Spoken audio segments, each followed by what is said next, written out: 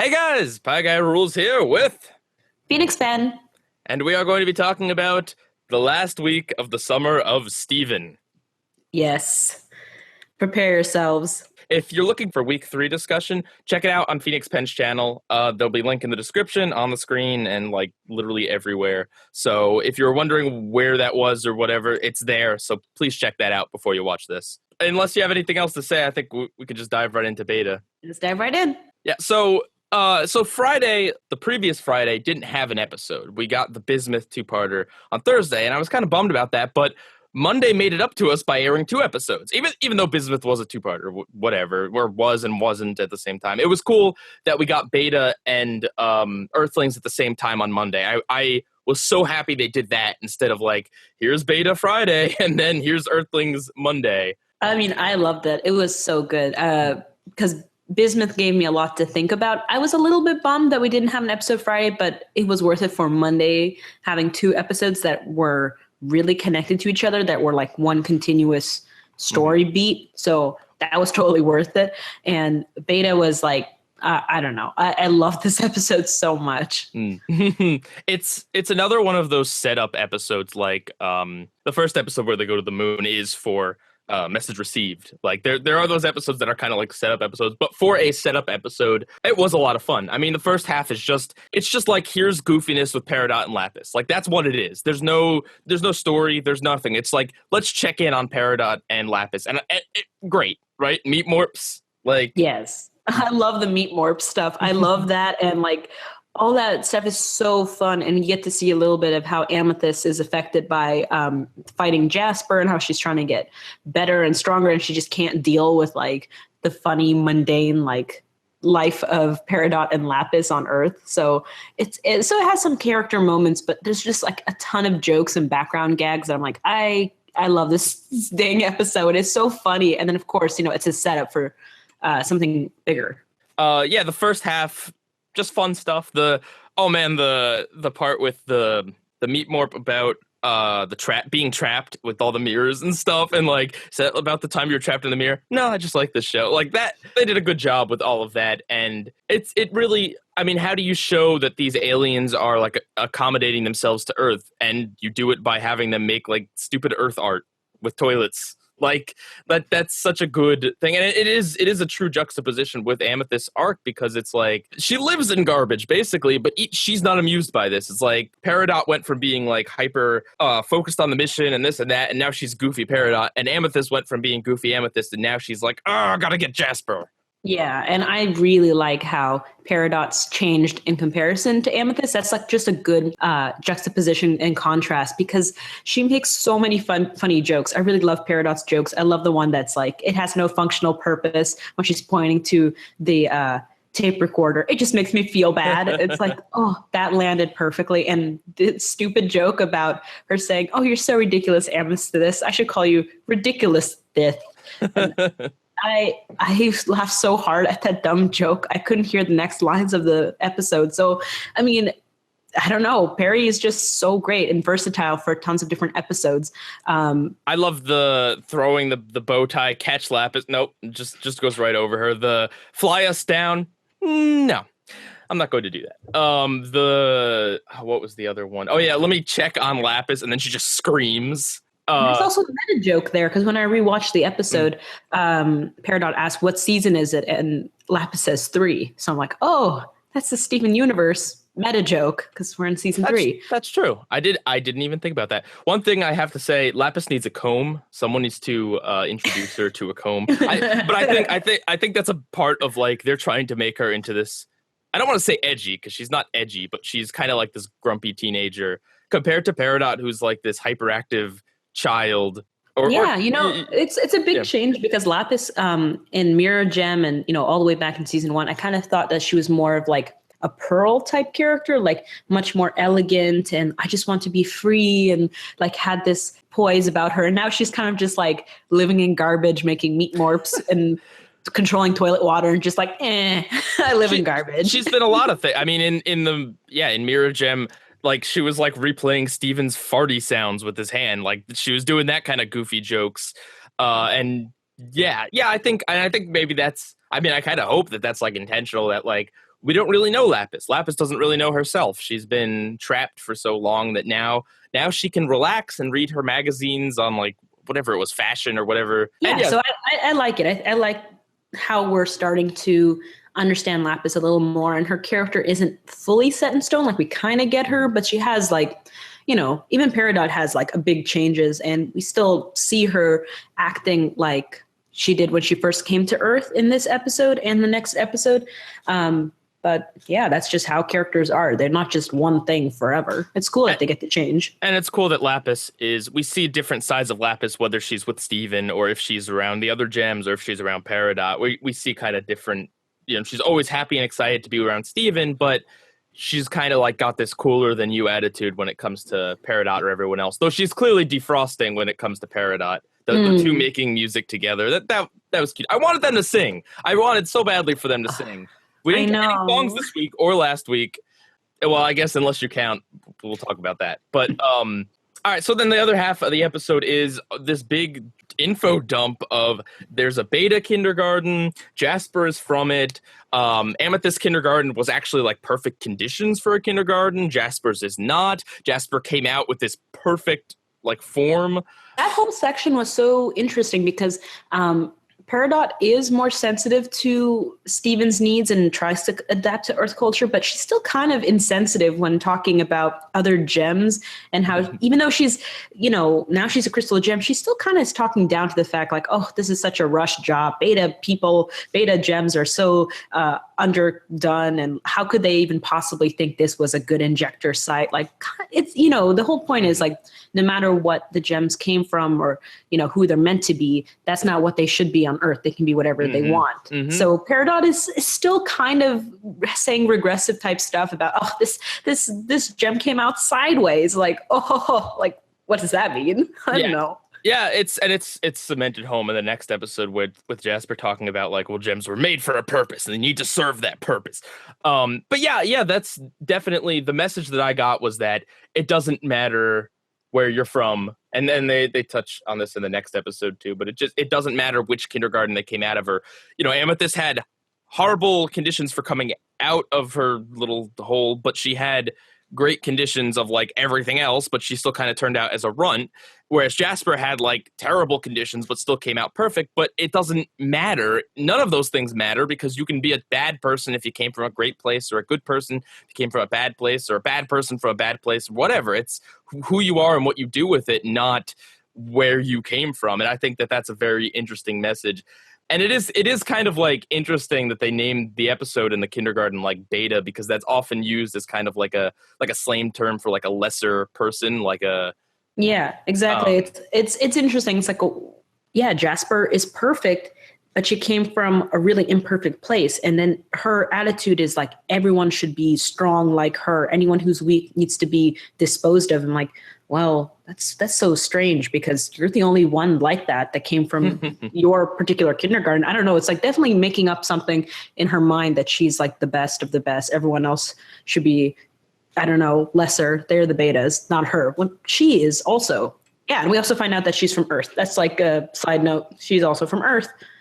Great side note, but like that's a great, and that further adds to the whole kind of triangle of this finale. Well, not this finale, but this part of the finale is about quartzes. It's about quartzes. It's Steven, Amethyst, and Jasper, and all their issues, and the three of them. You know, it's not about pearls. It's not about garnets. It's the whole quartz struggle, and it is cemented next episode when Amethyst says, you know, sis. It's like, yeah, they are cut from the same cloth, but look how different they are, and look what they can do, what their difference is. Another a small note I liked about this episode was it was cool to see Peridot doing her job as a technician. You forget about that, like, oh yeah, Peridot like was a technician and she could inspect all these the kindergartens and stuff. That was her job, and so like she kind of falls right back into that as soon as she's back around the kindergarten. That's true. And she does also name one of the gems. I think she says carnelian. Just really quick. Sometimes they say that, like even Bismuth said Nephrite, like really like off, like just like a little second. You're like, wait a minute, is that a gem word or is that a gem? And you go quick Google search and you find out, yeah, because it's not a big deal for them. It'd be like, saying, oh, that's Jim over there. You Yeah. know, like it's not, it's, Yeah, exactly. So that was cool. That's like, oh, it's interesting filling out more like little tiny side notes. It's just like fun fodder for people who are into it and find all those little tiny side notes really interesting. And the other thing we learn is that why there was a beta kindergarten, and that it was that the gems fighting against the rebellion they needed more soldiers, which is, interesting because the rebellion's the smaller one, and we learn more about that later. So they just kind of did a rush job, and they apparently, I guess, can pop out gems in the time span of the war. I guess we don't know entirely how long the war was, but I guess the thought might be that maybe it doesn't take super long for gems to come out. Yeah, and that's also interesting. It does talk more about the war without using a flashback. You just see the like, oh wow, this is still here. Like, wow, this is kind of creepy. I don't know. And it kind of foreshadows Jasper's personal stake when it comes to the war and hating the crystal gems. But yeah, I don't think we can go any further here without talking about Earthlings. Yeah, so onto Earthlings. Smoky Quartz. Smoky Quartz. Awesome. Yeah, she's really, really great. And I don't know when I definitely called this. Even before Peridot, I was like, you know what? Steven's going to fuse with Amethyst. They're the same height. They're the only two that were like they're Earthlings, right? I think that's basically what the episode title is trying to allude to, that they're both Earthlings. And Jasper, who really does not like Earth. She is like such a hater. So Smokey, her voice actress she plays another character on Orange is the New Black, which I'm kind of wondering is going to be a trend here after Bismuth. I love the voice. Like when I first heard it, well, first of all, I don't want to say I was screaming, but like, I don't know. Maybe I actually was, but something in my brain was just like very excited. So I couldn't quite like hear her clearly, but the voice actress, she sounds like a mix of Amethyst and Steven. I know, she's really good. And I actually looked it up online. What's so funny is her voice actress actually played a character named Opal when she was a kid on Pee-wee's Playhouse. And I was like, oh my God, this is so hilarious. Did they choose this just for this? I mean, not obviously not that joke, but so like, I really liked the voice acting. And yes, I probably also did scream and did shake and just was like so into it. And we're talking about like midway through the episode too. There's a whole like intro part that has nothing to do with the fusion. That's like all about like Jasper and Amethyst and Steven trying to help. And that's what causes the fusion. And it's just like, yeah, we just want to jump right into the fusion stuff because it's too cool. Yeah. Well, it's like the big elephant in the room. And I mean, we'll go into Smoky Quartz a lot more. I think in Know Your Fusion is a more appropriate time to talk about a lot more about her. But she was such a genuine surprise for me, not just because of everything, but because, unfortunately, thanks to the internet, I've been spoiled on a lot of things, a lot of gems that have popped up in these episodes way ahead of time. And this was one that I had no idea of. I would have guessed that if it was, like, I would have guessed that it, like, if there had been a new fusion, it would have been all over the internet. And it was, but not until after I saw it, thankfully. Yeah, it was also shielded from this reveal. I kind of felt like, okay, maybe Amethyst and Steven will team up and fight from their training. I didn't really think they could fuse because, I don't know, it's been a really long time. And I kind of was like, it's probably not going to happen. And the reveal with the yo-yo and everything, it was and just... the big nuke, like the big literal Steven nuke. Yeah, the explosion, like it wasn't like a magical like transformation where everyone stares in beauty. It's like explosion. It also continues. This is something that I'm kind of like a little sad at, but I guess they've stopped doing fusion dances. None of the fusions seen in this week actually do any dancing. Maybe they thought it was a little bit too risque. I don't know if it was a note from people saying, we don't really like the weird, sexy dances that turn into a person. I don't know, but if I had to guess, I'd say maybe for timing reasons. Like if we had to see them, but we saw as early as Friendship, where Garnet and Pearl were trapped and they just fused. But I thought it was interesting that this fusion, the Big Ruby fusion, the Sardonyx fusion twice in this week, none of them had any dancing and they were just instant. So yeah, I know maybe it's just like the spectacle has worn off for Steven, so like You didn't want to see a sexy. You didn't want to see a sexy dance between Amethyst and Steven. Oh, come on, that would have been so strange. Oh, Peridot and Steven, maybe. But I think what was cool. What's cool about this is that the show kind of set up a situation where you didn't know who Steven was going to fuse with first. Like, Garnet's the big fusion master, so you'd think that if anyone were able to get him to be able to fuse with her, it'd be him. Pearl has. Well, I don't know, maybe not Pearl, but yeah, Amethyst seemed the closest in height, and she's the most like him. Peridot was kind of like his pet project in reforming. Him and Lapis obviously have a special bond, and of course he's fused with Connie first. Of course, I'm talking about crystal gems here.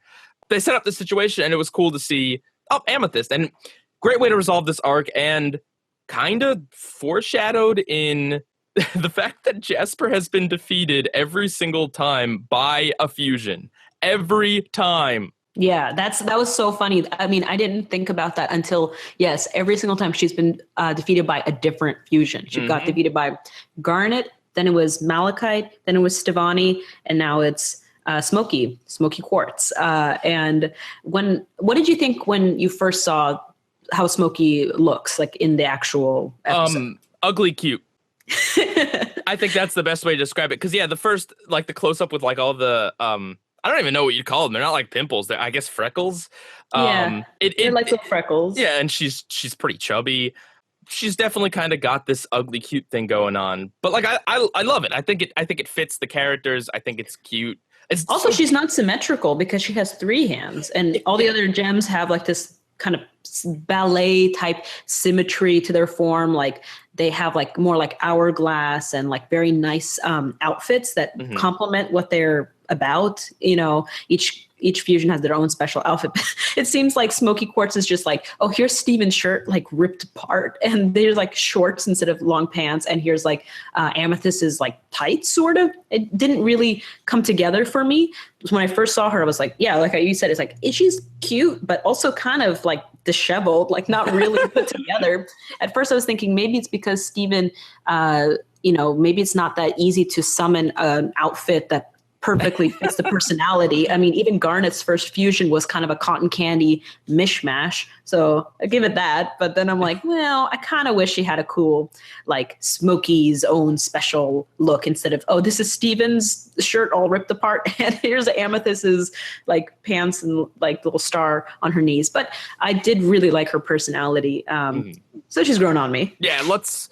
I don't have a problem with her outfit. But let's move on and talk about the rest of the episode, because we'll get back to Smoky and Know Your Fusion. So yeah, that's not the only fusion in this episode. What I don't even know. Like, what do you want to talk about here first? Like, oh God, I guess we should just talk about.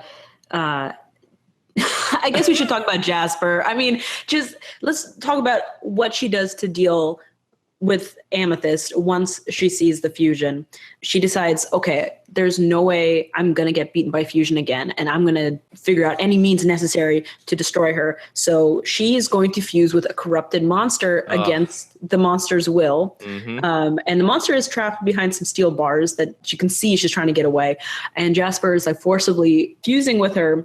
And yeah, this is the first time we've seen a corrupted gem being fused with. And it's not a pretty picture, but it's also not extremely sustainable either. Yeah.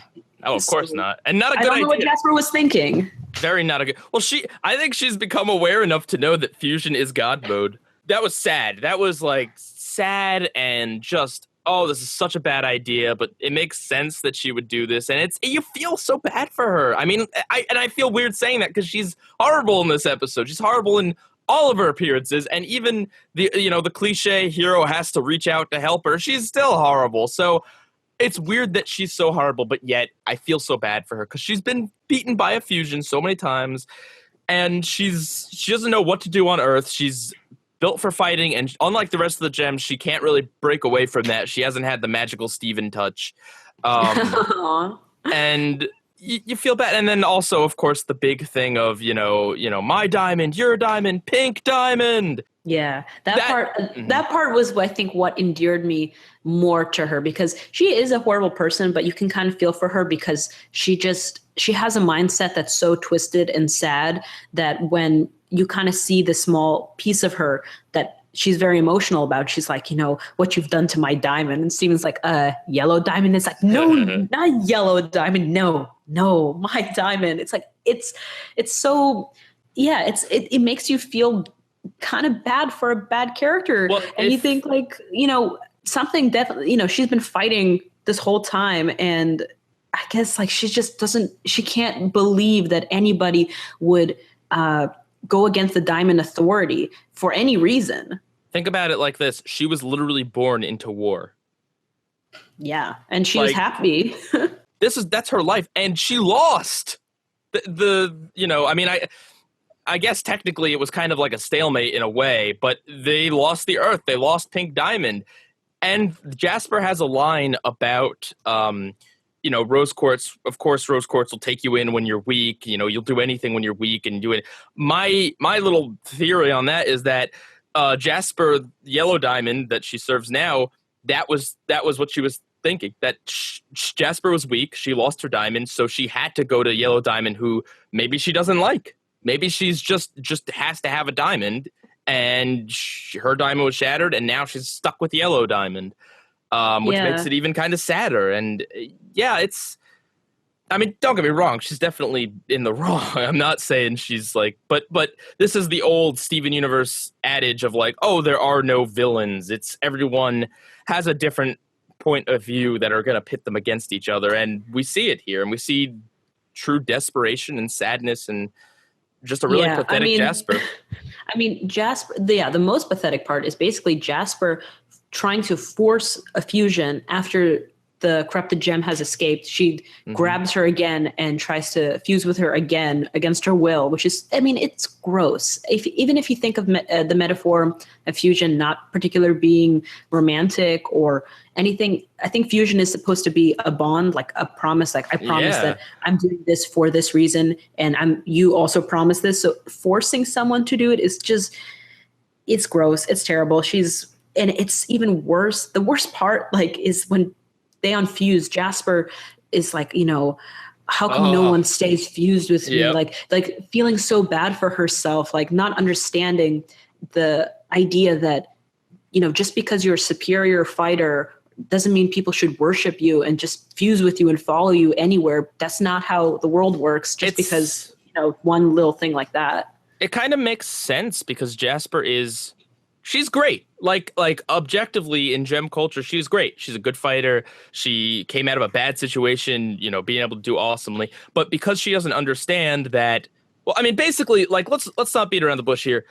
Steven and Amethyst won with the power of friendship. And thankfully, the show is not disgusting and oblique about like, wow, we beat her by working together. No, but that's a core message throughout the series, is that that's the message of fusion, I think, is that it's literal teamwork. And it's that when you do work as a team, you can beat this, force that I think that's kind of the thing. And that's where that's Jasper's problem, is that she doesn't have any friends and she doesn't care about that. But obviously it's not stated as such, because that would be hokey and cheesy and gross. Personally, I don't think Jasper's too far gone. Obviously right now she's not in a state where she's going to get any redemption, but I would hope that by the end of the series, I don't think this is the last we've seen of her, but if the cluster is any indication, I don't think we're going to see her for another season. Yeah, so I guess this whole episode, we get to see a lot more about Jasper's mindset, more about how gems are made and the philosophy behind gem culture. We get to see her talk about how, anything that's not perfect is just not going to fit into this diamond structure at all. Which is easy for the really strong person to say, easy for the one that does fit the mold and does come out as looking perfect. It's like the high school jocks that are like jerks to everyone because they don't realize that like not everyone has their amazing life.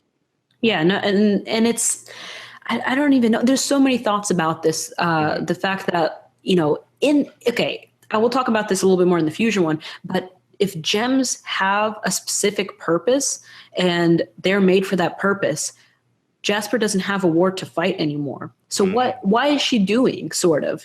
She probably feels also a little bit lost, even though she's, she has a purpose. She needs to continue with this purpose, but what is there to fight? There's no colony really on Earth, and she just came back out of spite. She kind of messed, I don't want to say ruined herself, but she came back out of spite and she went against what she was made to do, to fuse, to fight Steven, to try to like get something back that, is not there anymore at all. Like what, she's going to recolonize? Like all her plan was just like, I don't know. She wanted a war. She wanted to get revenge, I guess, to get revenge on Rose.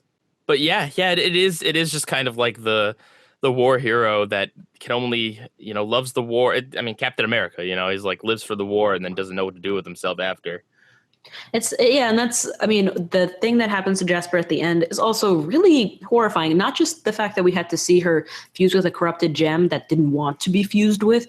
At the end, yes, some of the corruption rubs onto her, and you can see like the kind of like crystals structure forming on her body, which Peridot points out is gross. Also really just like disturbing. Like, we're watching a gem being corrupted in real time. And of course, Steven is going to try to save her, but it doesn't really work out. And so we see the last moments of her with her sanity, and just like, it's just sad, man. I just saw, because gems don't really die. They shatter. Well, but this is the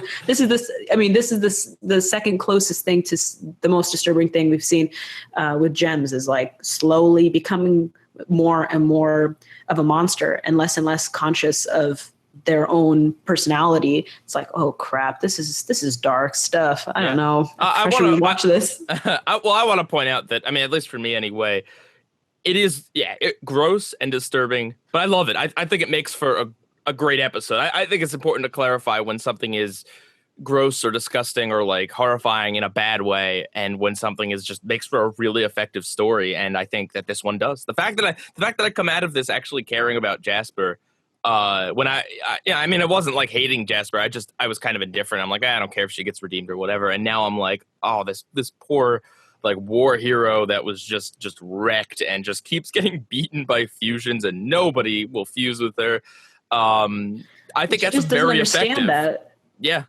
She like the gem society that she was born into, coming to Earth and just being beaten by, a runt, some sort of abominations of fusions, this weird thing that's totally not rose quartz anymore. Like, how could they beat, Jasper? And the fact that she gets beaten and corrupted in the end, and everything is just like, my God, like they really handed it to her. And I also really like Peridot's role in this. We didn't mention it, but Peridot is in this episode and in the last episode doing something pretty funny, which is being the comic relief in a really serious situation. Yes. And she's the one that poofs her. She does save the day. Yeah. Comic relief saves the day. Yeah. And I really love her little speech, because Jasper is so aggressive and so hateful and so like, talkative about things like, oh, this person is strong, this person's weak, you shouldn't be on this horrible planet of a shell. And then Peridot is so underplayed. She doesn't make a big speech, just kind of like, oh, I like living here. It's like, it's so sweet. It doesn't have to be like a big mantra. It's just kind of like, I like being here. I like existing. It's kind of nice. You can be free. She's not trying to like convince Jasper that this is better than Homeworld or the best thing ever. It's just that, hey, I'm existing here. That's very earthian. That's a very like Earth type thing to say. It's like, it's good. What do you think about the decision to leave Lapis out of this? I don't know if Lapis could have gotten more closure with talking to Jasper. It seems that Amethyst is now the main opposition to Jasper from the previous episodes of Crack the Whip. And I think Lapis is just over it. I don't think she wants to really go back into it. She's not like as vindictive. Like you can see how much it's affecting Amethyst when she's like on the warpath to go kill Jasper and go poof her. But I don't know. I think it was the right thing to do to leave Lapis out, because Lapis got her closure in the Alone at Sea, and it kind of maybe almost would have felt like, oh, we're drudging up this again. Like I thought we finished this, even though there are very personal stakes for Lapis, and it would have been cool to see Lapis beat down on Jasper. But yeah, I think they kind of set up Amethyst and Steven and Peridot as having kind of being the rivals of Jasper and being the ones that really need to do it, because Steven is Rose Quartz, and Peridot is, was working with Jasper, even though she wasn't really too fond of her, even when they were working together. And Amethyst is the one that has this personal grudge on her because they're similar. They're parallels. They are foils. So yeah, I think it was kind of a smart decision, and it would have been almost too much in an already very packed episode with a lot of gems, a lot of action, a lot of fusion. Yeah, I think this was a great episode. Fantastic. Yeah, I like the Shorty Squad comes back. Yes. They're the rookies. And also, I felt some kind of feeling when I heard Amethyst call Jasper sis at the very end. Like, oh, dang. Like, that's the thing that makes you feel bad. It's like, this character's so horrible to everybody, but it's like, there is a glimmer of something there that they could have connected, and Amethyst could have learned from her, but I don't know. It's not to be. It's the whole, like, she doesn't know any better, and it doesn't excuse her actions, but it is just kind of like in another timeline, this could have been different. It didn't have to be like this. Really touching, really great stuff, and a really fantastic closure to Jasper for right now. I think she's going to come back, but for all this stuff, like, I think that was a great way to wrap it up. We got two-parter. She was really intimidating, like her last shot in beta. And learning more about her and stuff. So I think that was like great closure to Jasper. Yeah, but I mean, we brought this up in our week 3 discussion, but yeah, a lot of the solutions are just bubbling gems. And so when we say like, oh, we think it's concluded, it's just because that's kind of how the solutions work. Well, it's the end of this arc. If there's another arc with Jasper, it's like the Jasper Returns arc. Like, I think it's pretty fair to say at this point that the cluster arc is over. And if there's going to be a cluster coming back, which it may, it'll be the, cluster reloaded or whatever. Or Bismuth and Jasper accidentally touch bubbles. Oh, wait, that's not possible, but whatever, Bismuth, Jasper, and the cluster fuse, and they all come back in one horrible mess. No. All the bubble gems form a new cluster. No. Oh, crap. Yeah, okay. Sorry. Oh, wait, so the end of this episode leads into the next one. Rubies. Yeah, let's talk about Back to the Moon. Yeah, so at the end of Earthlings, we see Amethyst, Peridot, and Steven walking back. And then we see at the barn all the rubies being kind of water bubbled. And we're like, oh, snap, guess who's back? Yeah, the rubies. So if you're not aware, my opinion of the rubies and Hit the Diamond is a little rough. Around the edges? Controversial, maybe. But I gotta say, Back to the Moon is, to me, this is the version of Hit the Diamond that I always wanted to see. I wanted Hit the Diamond to be a ruby trying to blend in with the other rubies on some sort of weird farce, and that's literally what this is. Well, not literally, but this is as close to that as you could get, and I love it. I love that the rubies are back, and they're still dumb, but like, between this and the next episode, you kind of get to see that at least maybe one or two of them isn't like literally like dumber than bricks. Like, they have at least some intelligence, even if they're forgetful and stupid. I think this was a much better characterization of them. I agree. I'm very happy with this episode because we get to see the rubies have some interactions and shine, but it still makes them feel very dumb. I know it's the point, it's comedic, but there's just so many of them. You think like maybe one or two could like lecture the other ones, which is basically what happens. But I wish that at least a little bit smarter. But I guess it's a comedic episode, but it's also dark. This episode has a lot of things. I think it was a good, fusion of that there was this kind of silly ruby aspect to it, but this is the episode that we kind of heard about it in the previous, but this is like, oh yeah, Rose shattered Pink Diamond. Like, this is the episode we really get the whole story. Well, not the whole story, but most of the story about that. But at the same time, it's like the same where we learn that their names are like Leggy and Army and Navy. And yeah, I know that was revealed in the credits of Hit the Diamond, but this is where they're officially named. Yeah, and I'm happy that there are so many jokes in this episode, but there's also the dire consequences, which is that they're on the moon. I mean, and also, yeah, Amethyst, what's very interesting is like she spent all this time trying not to be like Jasper, and then this episode, she's literally Jasper. Well, no, I think she wanted to be Jasper. I don't think she didn't want to be Jasper. She always wanted to be as strong as Jasper, and now she's like, she's Jasper. That is such a cool way. I mean, we got some, most of the resolution to that in the last episode, but now this is like an aftershock of like, now you must become Jasper. You've bubbled her, and now you become her. I wish it was done while Jasper was still not bubbled, just because we just saw her die in a really horrific way, and then we just see somebody basically do a really crappy impression of her right after. I'm like, you just saw her die, like be corrupted in a horrific way, like, and now you're just goofing off, but okay, it's still funny. It's still funny. At least she didn't like take Jasper's gem and like put it in her nose, like do something sort of like really weird. Yeah, have some respect for the lost. But it's cool because it is also like one of those things that like all the gems can shapeshift, but like this is something that only Amethyst can do. Hold this form for so long, and it was such like the solution to this problem is something that very perfectly for Amethyst. And that's cool. It's cool that it wasn't just like, let's beat him up. The solution to this problem wasn't just, let's bubble the rubies. It was, let's send them on this weird goose chase and in the process learn a little bit.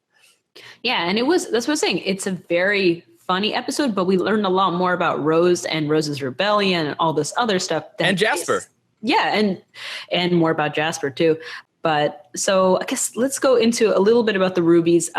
Did you have any favorites? Did you care? Oh, come on. Eyeball is the only ruby as far as I'm concerned. Eyeball and maybe Doc. The other ones I couldn't care less about. They're just there to help form the giant ruby. But Eyeball is cool. Eyeball was the coolest one. She was the first one we saw of these rubies. And she was super intimidating at the end of Barnmates. And obviously with Bubbled, she's the one that gets the most personality and we learn the most about. But yeah, she's really cool. How about you? Do you like any of the other ones? I like some of the other ones, but it might be just because they're the ones that said the funny lines. Like there's a couple really silly jokes in this episode while Amethyst is pretending to be Jasper and the other rubies just kind of say their one-liner here and there. And I was like, they were funny. The only thing I don't really get is Eyeball's voice sounds a little bit forced. I'm not sure if that's intentional or not, but it sounds like if somebody was pretending to be somebody else, kind of, it's like, I am Ruby, but I don't really talk like this. Like there's something strange about this voice. I don't know if that's just me hearing that it just sounds like somebody putting on a voice is not somebody's natural voice. I think part of the difficulty is the fact that it's all these same characters with the same voice, more or less, that they have to try to find variations for. I didn't really notice that. I also like, just thinking about it, Army, I think, is the funniest. She's the one that's the eternal flame baby, as our Ruby would call her. She's the one that Garnet has to put under her arm.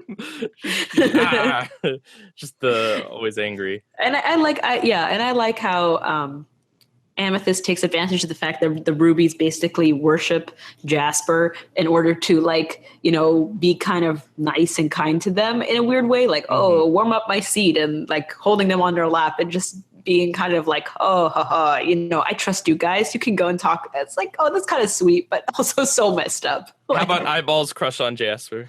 Oh, that was so cute too. That was so cute. And it adds to the sadness of the next episode too, is that like Jasper's like her hero, and here they come just fresh off of bubbling her.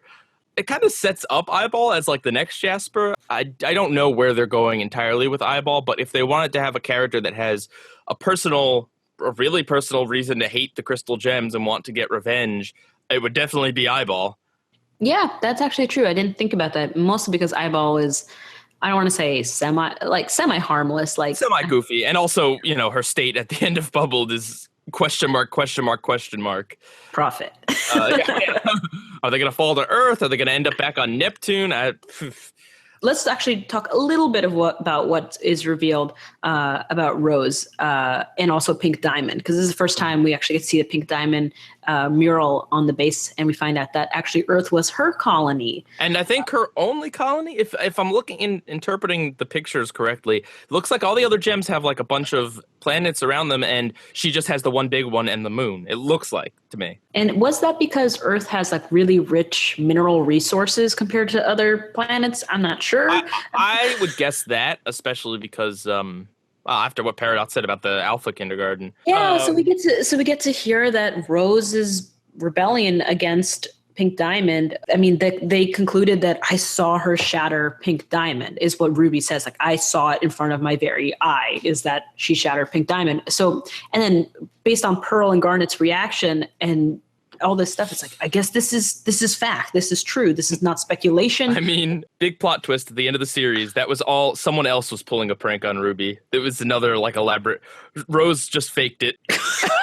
That would be the twist. That would be the worst twist. Well, the second I feel that though. I feel that like, because there's so much more information that slowly comes in piece by piece in the show that I'm not surprised if something would be like that. Like, oh, it was just an elaborate prank, or I don't know. Garnet said it. Garnet said it in the next episode, so it feels a little more concrete. But yeah, I mean, this all makes Bismuth like about 1 million times more interesting because of the nature of the breaking point and how, man, if Bismuth thought that Rose was okay with shattering gems, if it was like a you have to do it type situation, then maybe Rose was very out of line bubbling Bismuth. I mean, it's kind of like, well, you did it, so why can't I do it? Right? Maybe. I mean, it's kind of interesting that it didn't come up in that episode. You'd think it would. I mean, obviously, they wanted to reveal it here, but you'd think that Bismuth might say something like, oh, well, she was okay with shattering Pink Diamond, but we can't shatter any of the rest of them. It would have been an awful time to bring it up, maybe, but like...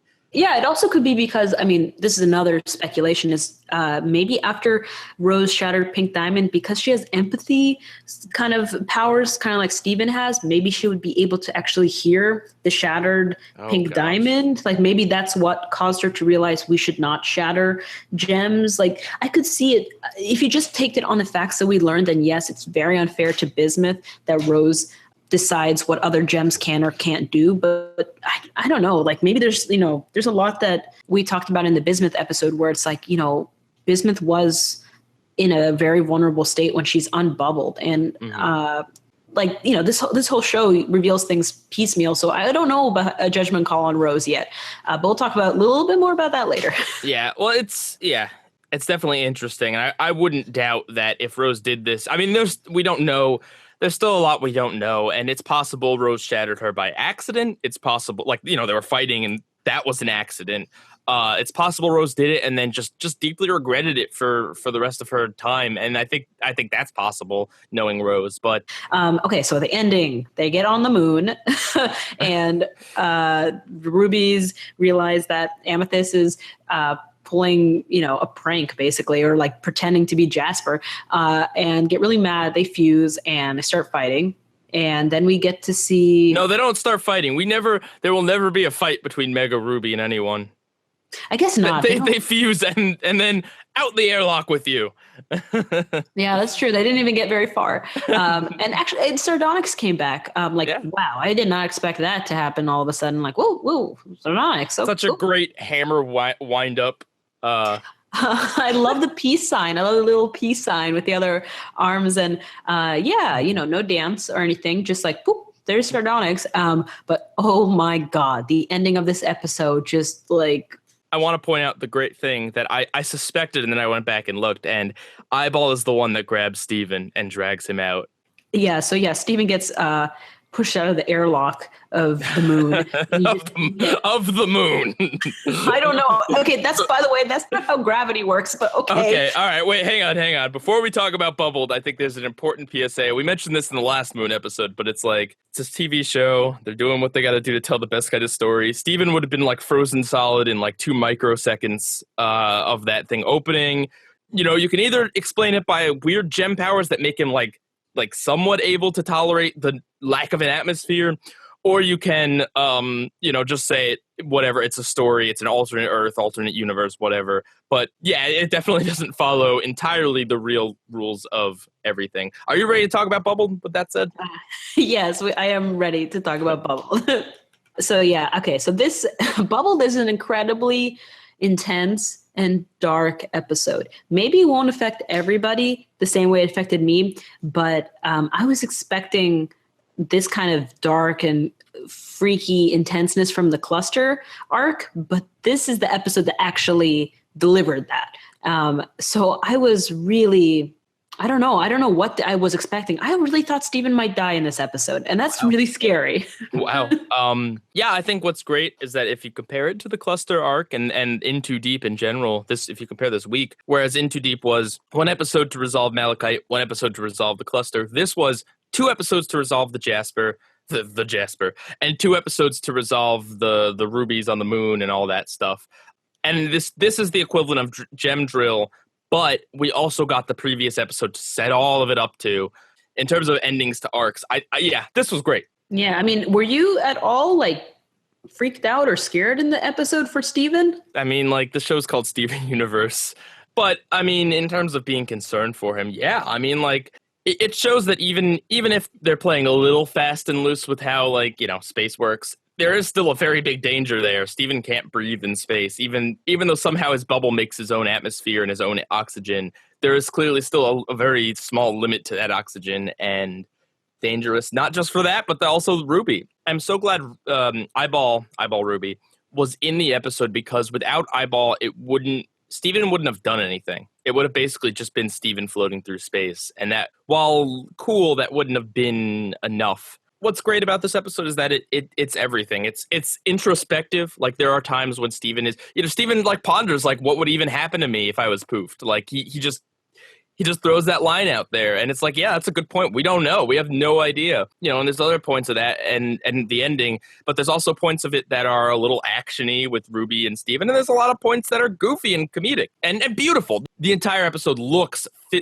visually beautiful. Yeah, it is very beautiful. And I mean, yeah, obviously when it comes into like the whole physics of things, like, let's just put that aside. Like, a human floating around in space are humans. And I felt like very scared for Steven, even though he was making all these jokes and haha. I'm like, you're just floating in space. Like, have you ever seen the movie Gravity? Like, you're just going to keep floating forever. And I don't know what's going to happen. Like, obviously something's going to happen. And the fact that he tries to, I don't know, somehow make Ruby understand his point of view and reveal that he's actually rose quartz. I'm like, oh, that's not going to go well for you. Right.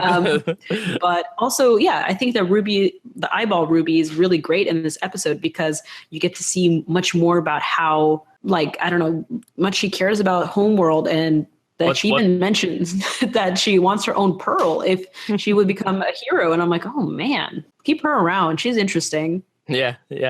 I like the cute little like asteroid sequence. Just a cool little bit of action in there. Funny part with the O asteroid. I don't know if asteroids form like that. Maybe they do.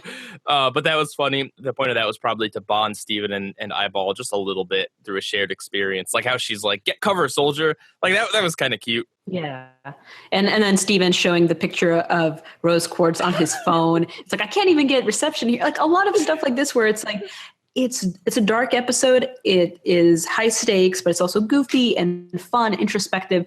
And it is only basically an episode with 2 characters for most of it. And you think, like, how are they going to sustain this? Someone's going to die. Like, either Ruby's going to get shattered or poofed, or Steven's going to die. She gets cracked and she gets sent off into the space, question mark. Yeah, until further notice. Mm-hmm. Before we move on to the ending here in Rose, I don't know if you watch Futurama at all, but as soon as this episode started, I got Godfellas vibe. Yeah, I actually did too. I definitely thought about Bender floating in space and making his own micro colony. Getting introspective and having these conversations with these people. And yeah, I mean, not like in a rip-offy way, just in a, yeah, it had a very similar feel. And it was beautiful. I really loved the look of how space was, and it was just nice to have like a little bit of an introspective episode. What you make of Ruby's little flat dagger spackle thing? Was that her summon weapon, or was that just like her taking it out like Pearl takes out the roll of tape? I thought it was her weapon. I thought it was indicating that rubies have less, I guess, powers and abilities on their own, so they had to give them kind of like little tiny type of dagger. Well, if you recall, our Ruby does not have a dagger. She has a little baby gauntlet. That implying that the same gems can have different weapons, or it's just a space thing, or yeah, I thought that was kind of interesting and kind of funny. That was just this little stubby little, not even pointy dagger. It's just like a little square.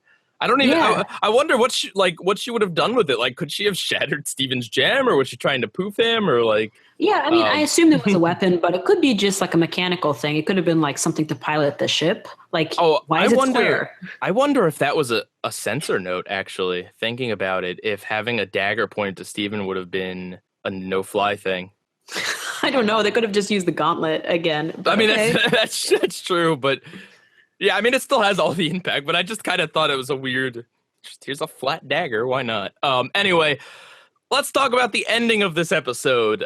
The song. You want to talk about the song? This is the only song in this week, and what a song it is. Yeah, so it's Love Like You, which is the ending theme that you hear in pieces throughout different episodes, and we hear the song play while Not the no whole other thing. Not the whole. Yeah, there's not the whole thing. The last two verses are missing, I believe.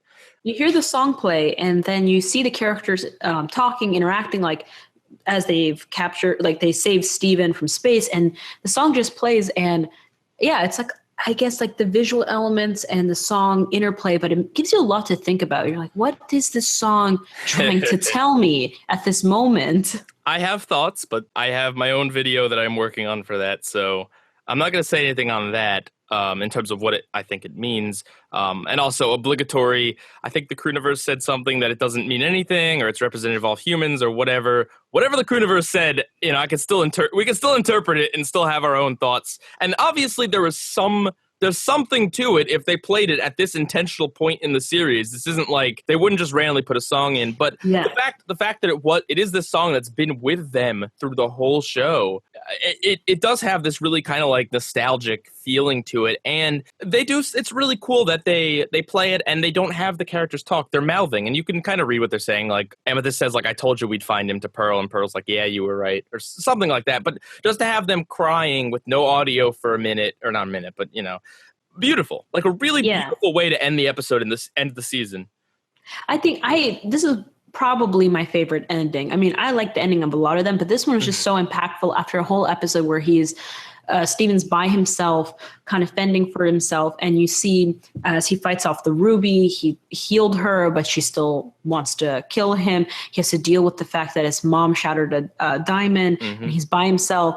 All the Jasper stuff, he couldn't save Jasper. Yeah, it's just like, so, you know, dark, but also not like trying to be edgy, just like this is like human emotions, like, you know, being by yourself, being alone and in a big world and having only yourself to think and in your own thoughts. And then you have like all these characters come back and bring him in and hug him. And there's like this song that's loving and sweet and also a little bit sad, because the song does have like this mysterious, like, if I could begin to be half of what you think of me, like the lyrics are kind of happy, but also a little bit sad. So it made a really, really wonderful ending, and can't get enough of just characters crying on the show and hugging and being all like, it's just adorable. They weren't singing, but there was someone singing while they were crying. So then the last thing is that Garnet talks to Steven, and what she says is basically, yes, Rose shattered Pink Diamond, but Rose did what she had to save the world, which is kind of something that, I don't know, we talked about this as far back as Into Deep, or even maybe before that. No, yeah, the week before that, of how Steven kind of has to learn at some point that maybe not everyone could be saved. I'm not saying that anyone really necessarily has to die, but like, not everyone can win. You know, you can't be the hero all the time. And I think this was, between this and Jasper, Steven kind of learns that you can't save everyone. Yeah, and they didn't do it in a very ham-fisted way. They didn't like straight up say to Steven, like, you know, sometimes you have to let people go. You know, you can't save everyone. It is kind of brought in little specks. Like, he did try to help Jasper and didn't work. And Eyeball. Yeah, and you know, other characters along the way, like Centipedal, and even like the monsters. But it makes you think about a lot of things, because we have this idea that Rose is a good character, but she did something bad. And in the Steven universe, I guess, like, Steven is trying to be the most perfect character, even more perfect than his mom. And is that possible? Or is the idea that it isn't impossible? It seems a little bit dark if the idea is like he's trying to be the most righteous person, even if his mom, who everyone looks up to, did something that's really bad. I think it adds a needed bit of realism, because if you don't have that, then it's just we're living in ideal fantasy world where, yeah, you can save everyone. Everyone gets a happy ending, and that's that's nice. There are stories that are like that, and that's fine. But Steven Universe seems to be trying to go for something a little more, and I think this is a necessary step of that in saying that, yeah. And I don't think that Steven has to shatter anyone, but to say that everyone could be redeemed is kind of the other thing. I mean, this was something talked about in one of the best shows of all time, Avatar: The Last Airbender. The some of the penultimate episodes they talk about. Aang has this whole thing about like, how can I win without killing him? And even though he does that, he doesn't like redeem the Fire Lord. He doesn't try to make friends with him. And I think that's kind of what Steven needs to find his way of. Is there a way to win and to help without killing, and without, kind of basically trying to have this like motto of like, trying past the point of where someone can be saved, I guess. Yeah. And it's really, when you think about it, Steven has the shadow of his mom hanging over him. And at first you think the shadow is that he won't be able to live up to the expectations of how powerful and how amazing and how loving and how perfect she was. But then now he has the shadow of the fact that Rose was, doing what she had to do, and some of those things he doesn't agree with. And that's also following him as well. The idea that he holds the gem of someone who shattered a diamond, who did something that he does not agree with. And it is strange. I guess it's just, it changes your perspective of how hard it is for Steven to get out of that shadow, to be his own person. And he constantly is telling other gems, I'm not Rose Quartz, I'm Steven. And we're also thinking about that as well. Like, Steven is his own gem. No matter what we talk about Rose, Steven is not Rose, even though he has her powers. Mm-hmm. But it's not really clear, where is Rose? Yeah, I mean, I think that this episode and the previous ones really do kind of help make Bismuth a lot more interesting. The episode, I mean, and the character. So this doesn't just come out of nowhere of like, Steven wondering why he's not like his mom, or, whatever, because this is something that was touched on. I mean, even in Steven Floats, like that goofy, just little joke of like, what makes me happy? My mom? No, I'm really confused about that. Or like, I don't want to get into that. Like that's funny and that's cute, but it is also kind of like a thing that like, it's not like Steven doesn't like his mom. It's just he doesn't know her, and he's got all these. He can only ever know what people tell him, and that's never going to paint a full picture. And that's how we, the audience, feel, because we're looking through Steven's eyes. And that's cool that Rose is a character who is able to grow and evolve, even though she's long gone. She's gone, and yet she's still changing, which is like, what she loved about Earth. So that's beautiful in a poetic way. Yeah, this also fits in with like Steven's arc. This is kind of like how Steven's little arc is kind of resolved, of like saying, oh, I don't know if I'm going to be like my mom. I don't know if it was worth it. It was kind of talked about a little bit in Bismuth, and a little bit more in Steven vs. Amethyst, and now this is kind of the conclusion, is that Rose did this. And if Steven can do everything and not have to kill anyone, then he's better than Rose. And that he doesn't have to be like her, because his morals can be different and he can feel differently. And I think this is kind of a somewhat of a resolution to that. I mean, obviously that's a plot that's probably going to be ongoing of, I'm not like my mom. Am I like my mom? Do I want to be? But I think this gives it some resolution in a really interesting way that isn't just bubble. Yeah. And that's a really good point. The living up to his mom's image and then realizing that he can be something different. He doesn't have to live up to a perfect, there's a painting of her in the house and she looks so angelic and perfect. And, Steven doesn't necessarily feel that he can live up to that, but maybe he can do something better. He can be Steven. So yeah. That's a good moral for everybody. Yeah. Last point I was going to say is a lot of people seem to be bothered by the fact that Rose didn't leave more artifacts for Steven. Like in Lion, there's only a couple things that seem a little bit like, why didn't she write a big thesis about herself? Why didn't she leave more tapes? Are there more tapes? Why did Rose leave Steven in the hands of the crystal gems and Greg and Earth, but she didn't give him a lot of like the lessons that she learned along the way in order to kind of be his mother in a way? It's interesting because, I mean, you would think that maybe she'd like tell Greg these things, but I guess the hand wave of that is that Greg says very early on that he kind of stayed away from her gem stuff, or he didn't really know too much. I mean, he knew stuff, but like he wasn't involved. So that's the hand wave. I mean, you'd think realistically in this situation, she would at least tell Greg of like, hey, here's how here's what to do with this and this and this. And you think she'd tell the gems that like, hey, teach Steven to do this and this. But I think there's a lot to the story of how Steven was born that obviously we don't know. And I hope that we do learn. I hope that the penultimate episode of this show, I hope the second to last one, is a story about like right before Steven was born. Yeah, because I don't want to think of Rose as a neglectful mother. I feel like she could have been much more involved directly, which is why it's so mysterious that we don't know much about her, because she hasn't really interacted directly with Steven other than a couple tapes and some Lion, what's up with Lion? Maybe there's something, I mean, is it not possible that she did leave something for Steven that he never found? I mean, I think the thing... Clearly, Pearl and Amethyst had a big problem with her having Steven, so they were probably on the outs with Rose before she left, so there probably wasn't time to plan for something. Garnet, I'm not so sure about. I would think that Garnet knows, and maybe Garnet knows a lot more than she's letting on. She didn't tell Steven about this. What else did she not tell Steven? You know, like maybe she does know what Rose... in some way what Rose wanted. But I think it's a necessity out of the show being the show, the way it wants to tell this story, that if there was just this big info dump of Rose of like, hi, Steven, here's a grand list of all my powers. Here's how you use them. And here is what this weapon means. And Lion, by the way, Lion, I just kind of found him in Africa. I don't know. He has nothing to do with gem stuff. No, I think obviously that would ruin the show.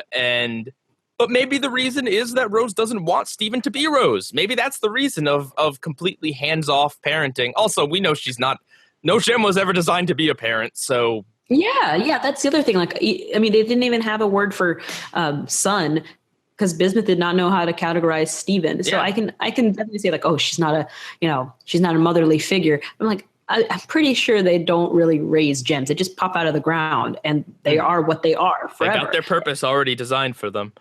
Yeah, so Steven is an anomaly, so I wouldn't be surprised if it was just like, what we expect such high things for everyone to raise Steven. I think they did pretty good so far. Yeah, far. So with that, I'm going to say that we're going to cut off here, and the next 2 episodes, as well as the final discussion on the Summer of Steven, will be in a next video up pretty soon. Yeah, so check that out. We'll see you then. PIEGUYRULZ, out. Bye.